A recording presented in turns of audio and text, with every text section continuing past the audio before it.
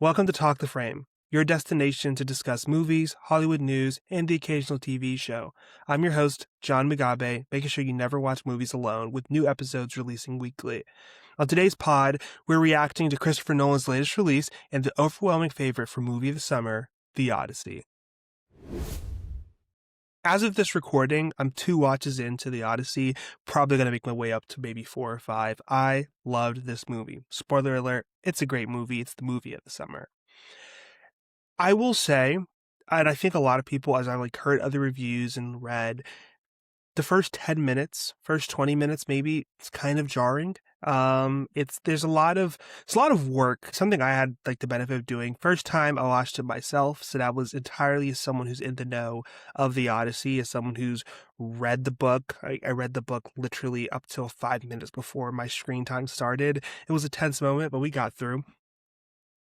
And the second time I watched it with my movie crew, which I was asking them on the way over, which I'm shocked by, but they had no idea what the plot of the Odyssey was. So viewing the beginning, there's very heavy exposition. There's a lot of exposition dumping, and it's kind of crazy. It's hard to work with because you start in media res, right? First face you see is Travis Scott, beautiful, and he's telling a story. We're in the middle. We're at the suitors. We're with Penelope, with Telemachus, and we're also telling the story of the treasure north. So he's setting us in the world 2 times over in the beginning, which is a tough task. And I think it takes a little bit of while for the movie to get its speed going. But once it does, those 2 hours and 50 minutes just fly by. I mean, it's incredibly slick editing and great pacing. I never felt like I was just rushing through. There are a lot of chapters, a lot of episodic moments that people can point to and say, I'm coming to the Odyssey to see this. The Cersei scene, the Cyclops interaction, the giant island. I mean, every single interaction they have, you can make a movie about, pretty much. And so the fact that Nolan was able to put all these things together, and I think he gave all of them a really generous turn at bat, where I feel like he really milked those scenes and got as much as he could out of them, but still dedicated. The fact that this movie was under 3 hours, first of all, I'm grieving because I would have watched a 4-hour version of this, but still, it's an accomplishment to just the amazing screenwriting level that Nolan's at right now. It's a spectacle machine. The Nolan duo of Hoyt van Hoytema and Ludwig Göransson are top class. The bowstring is probably going to be the most effective movie sound effect of the summer. And I know there's an entire sound team behind that, but what Ludwig Göransson does here with the score, not doing the orchestra, being able to just use Bronze Age instruments. I've been listening back to the score, and he's doing out of this world stuff. He's the best composer in Hollywood, and he's not afraid to let us know that every single time he's out. It's a beautiful movie. I would say this movie, more than any other Nolan movie, is very harsh. Nolan has to communicate the harshness of the sea, the horror of the sea, as well as other almost pretty much objectively horror sequences in this film. And the way the camera is moving and always putting us in a place is able to draw us into the edge of our seats, but also to be able to just unsettle something within our core. The way he's able to do the cinematography in this movie, also while making sure everything is using practical effects, I think that's a genius, a masterful. I mean, Christopher Nolan is the master of spectacle in Hollywood right now, and I mean, this is just top class outing once again. The decision to make this an American movie obviously just works out of the bell. We had a lot of British guys at the cast. I mean, Holland.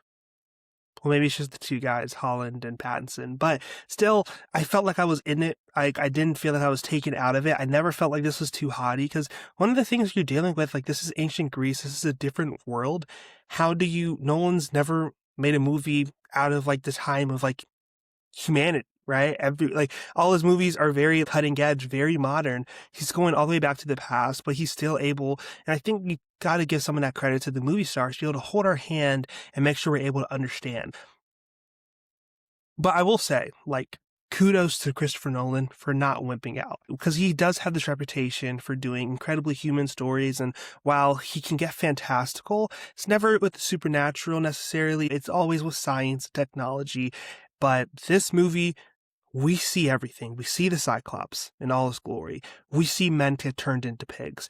We see Scylla, the six-armed monster, just going at it. And like at no point, I was very doubting. I was like, okay, where is Nolan going to, I don't know, bury the lead here and kind of like be ashamed of the story? But I think this movie works because Nolan's distinctly not ashamed of the Odyssey. He's not afraid to be making, like, this is a movie about people in ancient Greece. They wear different clothes than we do. They believe in gods. He doesn't hide the Cyclops.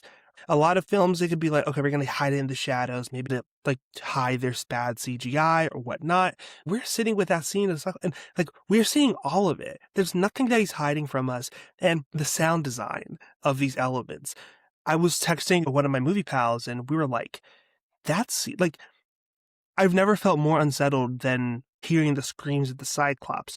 And it's something that, like, it goes and it lingers. I think the sound design of this movie also is a strong MVP. You'll hear the cast say in the entire press tour, if you're on a Nolan film, you're top 3 in the world of what you do. And I feel like that's just part of what Nolan has mastered, the fact that he and his crew are able to get the best out of whatever challenge the movie deserves. And it was something which I felt so immersed. This movie doesn't have an ironic bone in its body, and I'm glad Christopher Nolan gave us that. And like, this is a drama over an action movie, so the characters are going to be at the forefront. And I just want to run through like a lot of the characters and performances, like the essential characters, starting with Damon's Odysseus. That Damon, I think there's something which Nolan will do. He will either reward one of his frequent collaborators, not reward, they've earned it. They're the top of the list, but like, you'll see a Cillian Murphy where he's been supporting for a couple of roles and then he graduates to a lead in a Nolan film. I think that happens with Damon here, and Nolan uses his movie stardom in a way to, I'm going to say, hold our hand a lot, because this is a tough text to interpret, to communicate, and also to just buy as an audience. So being able to look up at the screen and say, oh, that's Will Hunting, or you look at that screen and say, oh, that's Reacher. Like, we are rooting for Matt Damon, and like this movie relies on his movie stardom more than anything. Matt Damon plays this role in a very haunted fashion. It doesn't go so far as to give him PTSD, but he's giving, across like the multi-age performance he gives over multiple years, we see him become disillusioned with life, his own life, and like the world around him. And as he's going in that transformation, he goes from the flawed hero who shoots the arrow at the Cyclops to, for me at least, he was the victim for the audience, right?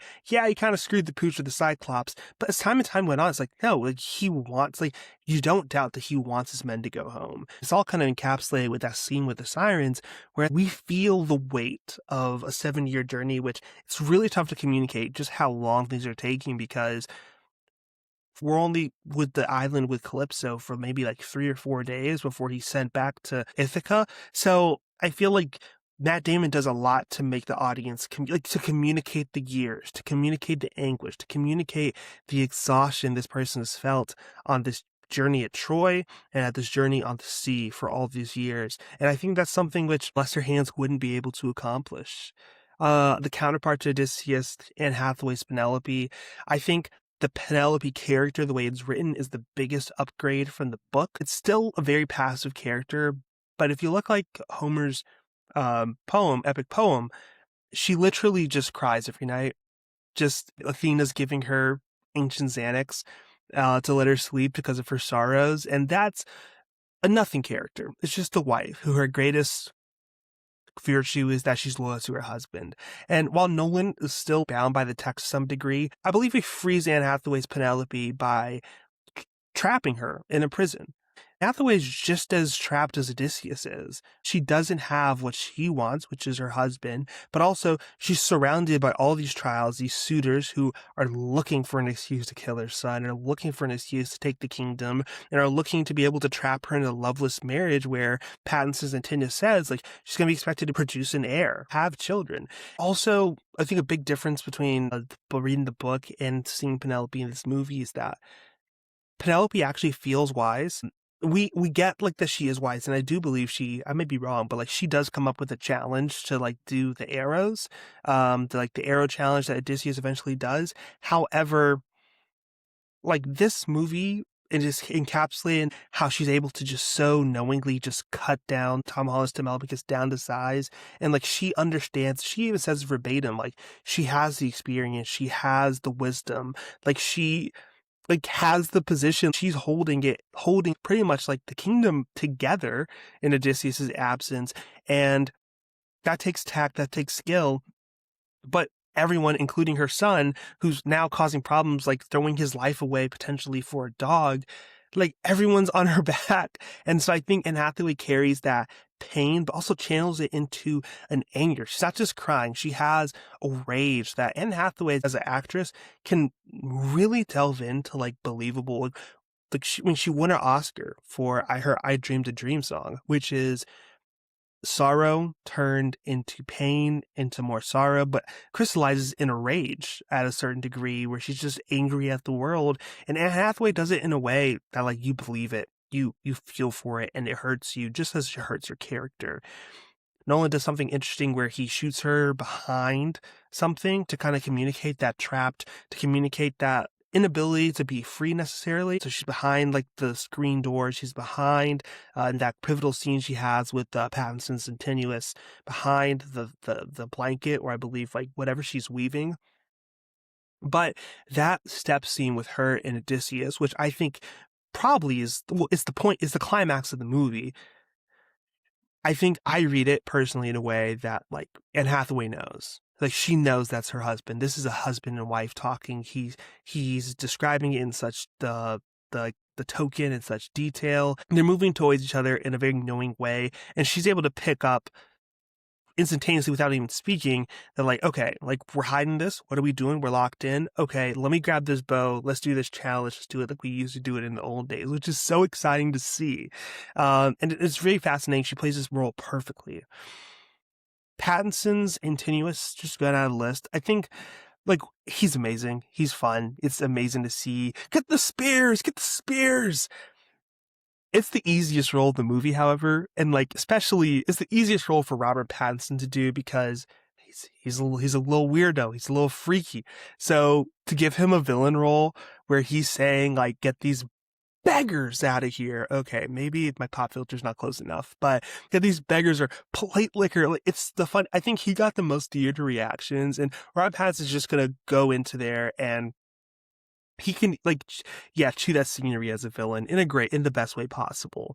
But he also is able to, like, fill Anne Tenuous with this duplicity, right? We can see, like, we're able to see the wheels turning in his head as he decides maybe to spare Telemachus' life, as he's trying to seduce Penelope, but also is like, he can't divorce himself. So he's like, okay, well, I am going to turn around and start plotting his murder. Or I am going to, like, yeah, Telemachus can be king as long as we don't have an heir, right?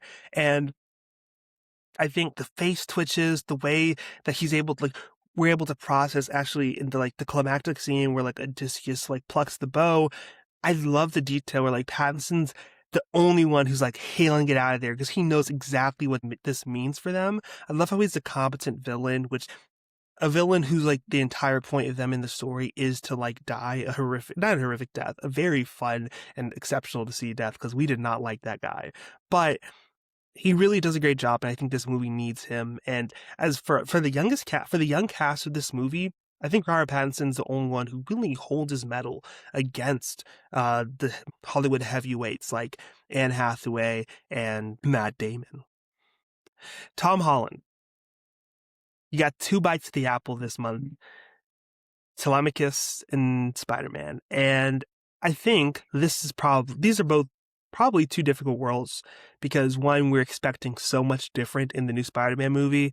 But that's another pod. In this movie, in the Odyssey, Telemachus might be the most difficult role because he has a solo plot in a story that's not committed to giving him payoff. There's no carve out in the story for Telemachus to, quote unquote, become his own man, because the climax of the story is that my dad's home. So it's kind of at a crossroads. And I think not only is his story at crossroads with Odysseus, because Odysseus' narrative won't allow him any payoff, but also I think it's really interesting how his narrative, and I didn't really talk as much about this with Penelope, and the way Nolan writes as it, is in conflict with Penelope. Because Penelope's like, yo, like I do have this experience, I do have this wisdom. I'm not throwing my life away for a dog. And like they would look to me, and I would be a great king. Ithaca would be in a better place if they would just like settle and say, hey, yeah, you're enough. But because you just grew like 3 hairs on your chin, you want to go around and like start like taunting your stuff to running to Menelaus, right? You're trying to incite like the suitors to wrath. And so I love the fact that like his character, even though he doesn't have per se like a payoff, the conflicts reveal so much about where this character is, where he's a child at first, he's a bit petulant, but then as when we see him returned, he's confident, he's assured, he has his armor, he's not jumping the gun, right? He notices like he's wise enough to pick up that's who his father is. And I love that this movie doesn't go for the cheap win of saying, okay, Telemachus, you have hands now, because he didn't have hands in the beginning, and he doesn't have hands at the end. Like, it's so funny. You're seeing Odysseus taking out 3 guys, and Telemachus is like he has the element of surprise, and he's just absolutely putting his dad in the dirt by not being able to take out this one guy who has one job, which is to throw spears down. It's like, hey, you gotta do better, my guy. But eventually he gets his win. And I think, especially with the way this movie ends, I think it's tough. Telemachus is a tough character, especially because this is a major change from the book when you're asking Telemachus to all of a sudden, like, to step in and he gets some actualization as king of Ithaca. The book doesn't set Telemachus up for this at all. And I think if Nolan's adapting the book, it's going to be a little bit underdeveloped, underbaked, because we just don't see Telemachus as his own person be kingly, be regal, or be the kind of person who I believe, like, oh yeah, he's on his way to being his father, Odysseus. It's tough to see. But really, the character work of this movie is the people who we see with Odysseus throughout his journeys. That's Samantha Morton as Circe, probably with the scene of the movie. I'm going to figure that out over my next couple of watches. That every single time I perk my ears up and I'm like, what are they doing? Like, I love how they just subvert my expectations with Circe. I'm thinking she's going to be this beautiful seductress who lures men in with their sexuality. But this Circe, you could argue, wants no part of the smoke. Wants no part of the men coming to her island. She's like, no, I actually don't like you guys. You guys are invading my space. To pigs you go. And the way she plays it, probably the funniest gag of the movie, where it's like, we get along better this way, her and her sister. I think it's wonderful. Himesh Patel is Eurylochus. I'm so proud I said that name right the first time. But as Eurylochus, he's a great, I think, I don't necessarily buy the fact that he's this amazing audience stand-in, because it's really tough to like see where this movie sees Odysseus and his men. Like, the tagline of this movie, and this is just like a movie thing for me, is defy the gods. However, at no point ever does Odysseus defy the gods. The whole point of the Odyssey is like the gods tell him, hey, only you're making it home, and your men aren't, and that's exact, everything they say happens exactly that way. The only time, and I think this is a adaptive change, where like Circe tells Odysseus in the book to like the beeswax idea, and to tie himself to the mast so he can hear the sirens. This time he comes up with the beeswax idea. But for the vast majority, Odysseus is a victim. Like, he's just getting touched around by people who are out of his weight class. And Eurylochus, his role is to be this fomenter of mutiny, but you don't buy, like, I personally just didn't buy that Odysseus was deserving enough to, like, I can understand, like, hey, it's bad vibes on the ship, let's just make a coaching change, but I didn't buy it as well. But he's doing great. Like, it wasn't his fault. I think it's just the writing of the story, and you're working within some boundaries, you're adapting a text. John Leguizamo, as Eumaeus, you got to give like much love to Elliot Page as Sinon, which has some of the most, which probably, if you had to pick any character to say who's the heart of the Odyssey, it's most definitely Sinon.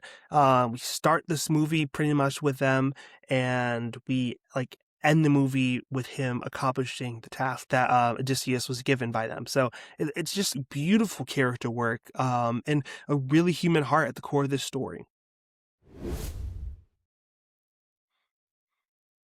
I feel you can learn so much about a director, about where they are in their career or what they are in just their priorities in terms of how they adapt to work. Because it's really great because the work is objective, right? Well, the Odyssey less so because of the translations, but to see how he takes it from page to screen, we can find out so much about Nolan. And I think, first question, did he try to fix the Odyssey? I don't think so. I think he does what he needs to do to adapt it to screen form, which is removing the gods. I don't think I've ever seen it. I don't think I potentially will ever see it. A story that centers around deific characters like a Zeus, like a Hades, like a Poseidon, shows them, and also we could take it seriously. Because at the end of the day, they are wearing togas. They're wearing my bed sheets, and they talk in haughty accents, and it just is tough. And so Nolan just forgoes all of that. And while we still do study representation, right, we were put in the same POV, and he teaches us this at the beginning when Odysseus is talking with Zendaya's Athena. And it's like, who doesn't understand thunder? Who doesn't understand a cloud, a storm, a smiling face? And so when we see, like, and so I was able to pick up in scenes where essentially, like, that take place on Olympus, where we would have cut away to see, like, them conferring and asking Zeus, like, hey, Zeus, can you say something here? We just got a bunch of thunderbolts, or thunder, and which was really good. But I do believe, like, removing the physical manifestation is something that says about how Nolan loves human stories. He doesn't want to stop telling human stories, and he came into the Odyssey looking for a human story within it. The gods take away the culpability. When the gods say, hey, your men are going to die because they are on this island, making it so that it's because they decided, like, no, it's better to drown than to starve. We obviously, like, if you're a book reader, you know, like, no, Zeus is the one who's sending this wind that's not letting you off this island. But by removing culpability from, like, deific characters, you get a story that's about humans. That's about, like, their human failures, hospitality, about how you tend to your own society. And I do love how, like, Nolan's very committed to that. I will say he sands down a lot of the characters. Uh, Very much so Odysseus, probably the biggest culprit, where Odysseus, the depiction of Odysseus in the book, I don't think people will read it or see it as a hero. And Odysseus was portrayed to the Greeks as a hero. I wouldn't say as, like, a completely, like, he's not Superman to those guys. Well, he's someone who they're like, oh yeah, this is what's up. But you can't have, and, like, I'm going to talk a lot about the book here, you can't have Penelope in emotional anguish over Odysseus and when he'll come home, and then Odysseus decides, like, hey, Circe, let's kick it and bang out for, like, the next year on your island. Like, that just can't happen, right? You get a hint of it with Calypso, but it's put in a way where it's like, he was never really in love with her and she was manipulating him. I actually wouldn't say he sounds down the characters. I think he just sands down our lead, because we have to like a Nolan lead to follow the movie. Nolan is in love with his leads, and we end up following that standard, right? Oppenheimer, he's objectively, like, a pretty crappy person, but at the end of the day, we're with everyone cheering Oppie, Oppie, Oppie, because, like, due to the movie star ability, the acting prowess, we want to root for these guys. And Nolan kind of relies on his leads to be able to be so likable, to be so magnetic, because his plots are most of the time too, like, complex if you take a Tenet, or very overwhelming if you take this movie, to where, like, you need someone to hold the audience's hand. And so I will say it's a very honest attempt to adapt. I think Nolan wanted to make the Odyssey. He didn't want to make his story and, like, get a green light because he says it's the Odyssey, which is always great to see. I think what's really interesting about where Christopher Nolan is that he may have just finished or still be in the middle of his second trilogy. The unofficial trilogy that the Odyssey potentially completes, with Oppenheimer and Tenet coming before it, is, I think, my favorite thing about the discourse after the Odyssey, where Nolan's constantly asking who's destroying our world in these most recent movies. And Interstellar, the world's destroyed by disease. It's in a broken world. A man's trying to fix it. You see in the Dark Knight trilogy, you see a broken Gotham. You see a broken hero, and you're trying to see, can a broken man fix a broken city? In Tenet, we're put in the protagonist's point of view, and it's like, can we stop a man from breaking the world? And in Oppenheimer, we follow the man who broke the world due to his hubris, his intellect with Oppenheimer and the nuclear bomb. And in the Odyssey, we're kind of picking up where we left off, right? And in this story, the Trojan horse is the bomb, and we're following like, what does it look like afterwards? So what does it look like after you introduce the tool by which the world will break itself? And I love how these movies comment on exactly what kind of person is involved in that story. Tenet is really interesting because it's about the work it takes to preserve that world, right? We're following the protagonists, and it's pedal to the metal. You can't stop. You're putting your life on the line constantly to be able to stop these people from breaking the world. And I think what's very interesting is that the ending of Tenet, he doesn't get to live happily ever after. We're left with and for me, who's big on work-life balance, the guy's pretty much dedicating his entire life to basically complete the steps, recruit Neil, and do whatever else he has to do to set up the organization to preserve the world and keep it from being broken, even though he already has his victory. The quote of that movie is, just because what's happened, like that's a saying, but it is an excuse to do nothing. And so I think it talks about the humility, the sacrifice it takes from our lead to be able to go ahead and save the world. On the other hand, with this two-parter, Odysseus and Oppenheimer, they both technically go into exile, literally with Odysseus. And Oppenheimer, he's rejected by the scientific board. He's punished for what he does, and so is Odysseus. But with that punishment comes a relinquishment of stewardship, where they're not committing to the fight. They're like, okay, well, I'm going to feel sad about it, go about my day, write a book about it, write a book about me, and hopefully civilization fixes it. Oppenheimer is much more downish about it. The Odyssey ends with a bit of a bittersweet but ultimately hopeful twinge. But I love how like these stories are really just talking about like, hey, like what it takes to break the world, what type of men are involved in the story, the hubris, this consistent. I mean, all these people are like super cocky guys. And I love like the differences that you can pick up. Tenet is kind of the good example, and then you see these very human, as in very flawed examples of men who are involved in the story. What maybe because they were intending to, ultimately probably not intending to, they broke the world and they have to live with that consequence. I want to finish my Odyssey-based discussion by just wondering, like, where does it rank among Nolan movies? For me, I think it's top 4 for sure. It's in no particular order, but Oppenheimer's up there, Interstellar's up there, Tenet is up there. Yeah, I'm a Tenet truther, come at me, and The Dark Knight. Uh, I haven't watched Inception in a while. It may come back up, but like I would say like that's my 4. Inception would probably be 5. But I think what's different about this movie is that like they come out in a place where more than ever before Nolan is the blockbuster. It's a huge cast. I don't want to just say like it's biggest like in terms of name value, but it's huge. The most relevant of Hollywood actors and actresses. But Nolan's the biggest part about this. Nolan, with this movie, is even able to surpass what he did with The Dark Knight Rises, which was his previous biggest opening weekend. This movie made 264. So the Odyssey made 264 million his opening weekend, which is 15 million more than The Dark Knight Rises. So this guy's like, he's in his heat check era. He can do whatever he wants. He could do no wrong, seemingly. And it's a really powerful, very interesting, very delightful place for Nolan to be in the industry.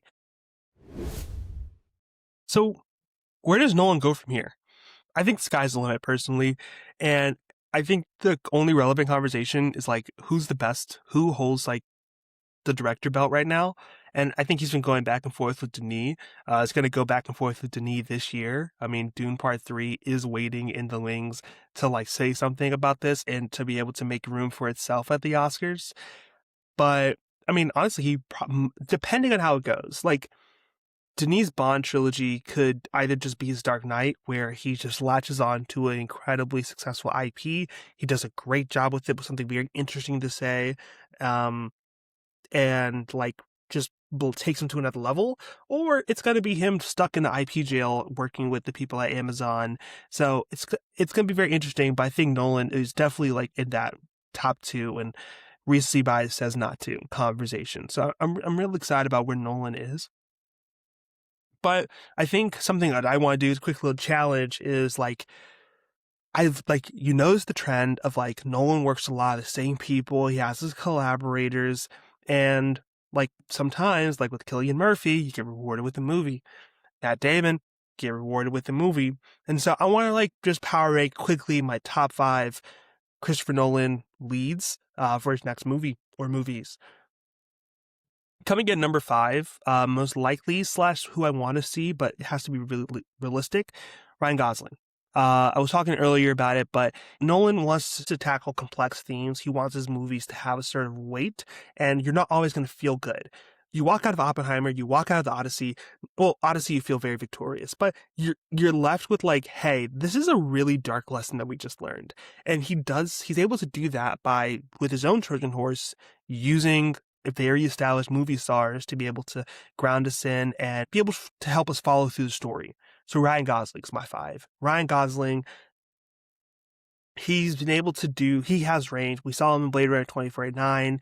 He can kind of maybe fit in that Matthew McConaughey role of like, Matthew McConaughey was coming from doing like rom-coms before he did the Dallas Buyers Club. And so Ryan Gosling, I mean, he's very well acquainted with doing like romance movies. He's a very comedic actor with The Nice Guys and Crazy Stupid Love. He can do everything. And we saw with Project Hail Mary, his movie star check is not declining anytime soon. I'd love to see Ryan Gosling. For Michael B. Jordan, I think the age factors here. Why am I not saying Timothée Chalamet? Why am I not saying Tom Holland, Zendaya, or Pugh?